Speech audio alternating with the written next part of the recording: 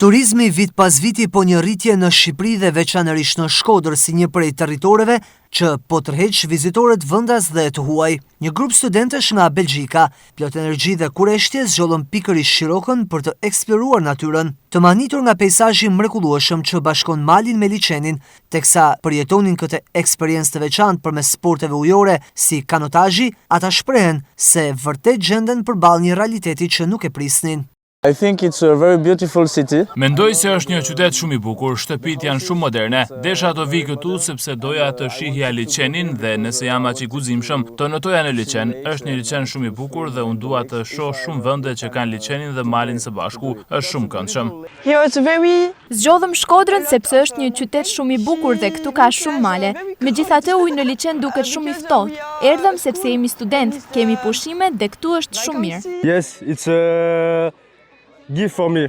Kjo bluzë është një dhuratë për mua dhe më pëlqen. Përshtypja ime e parë, si themi ne në frëngjisht, është një peizazh i bukur. Është një vend shumë i mirë, njerëzit janë të mirë të buzëqeshur. Bashkëtesa fetare mes muslimanëve, katolikëve dhe ortodoksëve është diçka shumë e mirë. Unë nuk e zgjodha Shqipërinë, e zgjodhi mësuesja, por personalisht po më pëlqen shumë. Mësuesja ime propozoi Shqipërinë dhe unë i thash po. We chose Albanian because there are many. Ne zgjodhëm Shqipërinë sepse është një mundësi për të bërë udhëtime aventureske. Këtu mund të shohim shumë male, ndryshe nga Belgjika që është një vend i sheshtë.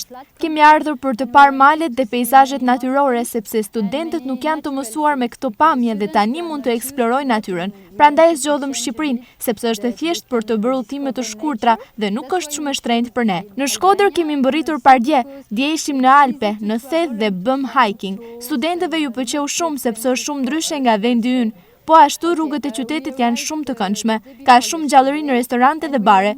Studentëve u pëlqen të pinë diçka të ftohtë dhe të shijojnë një picë. Sigurisht që Shkodrën e rekomandoj për të parë malet, për të bërë ecje dhe për të vizituar liçenin.